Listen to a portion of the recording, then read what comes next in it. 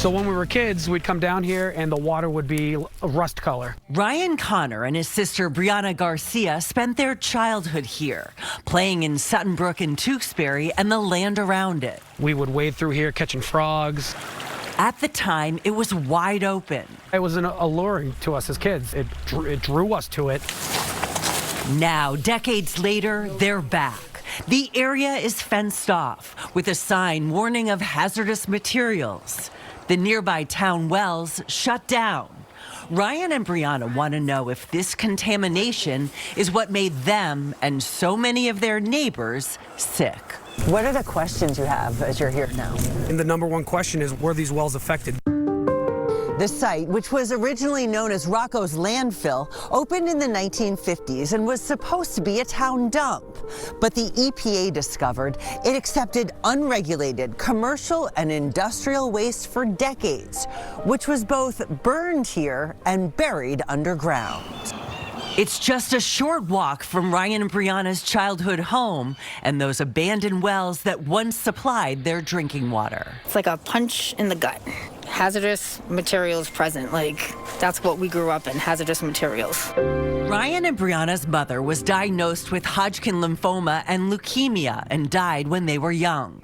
When Ryan was just 22, he was diagnosed with kidney cancer. Brianna was diagnosed with thyroid cancer and has a rare autoimmune disease called scleroderma, which impacts her ability to eat and limits the use of her hands due to poor blood flow. As you can see, my hands are pretty blue. For nearly 20 years, Ryan says he never thought much about whether his cancer could have been caused by the contaminated site. I was scrolling on Facebook and I came across an ad asking if I had kidney cancer. That ad was for a lawsuit connecting kidney cancer to a class of contaminants called PFAS, which stands for per- and polyfluoroalkyl substances, also known as forever chemicals because they don't break down easily.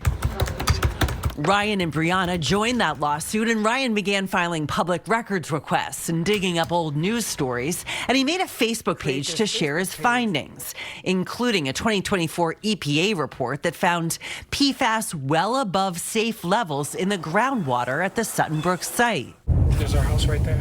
He also learned that his family was not alone. Ryan surveyed his former neighbors. Nearly 100 reported having cancer or autoimmune disorders. Based on the information that I've seen so far, it does seem like there are many illnesses in this small area, and it does raise concerns that there might be an environmental factor at play. Laurel Shader is a scientist who studies human exposure to PFAS. She says PFAS can cause subtle health changes like high blood pressure or be linked to more serious diseases like kidney cancer. But proving that link can be challenging. We know that there are often long periods of time between when an exposure happens and when effects from those exposures become apparent. Nearly 50 businesses, the dump owners, and town of Tewksbury agreed to pay $30 million as part of a settlement to clean up the Sutton Brook site. It smells like decay. As the work continues, Ryan's mission now is to get medical monitoring for his family and former neighbors. You're not going to stop? No, absolutely not. The EPA tells us they've studied groundwater at this site, and they say there's no evidence the contamination impacted wells or drinking water.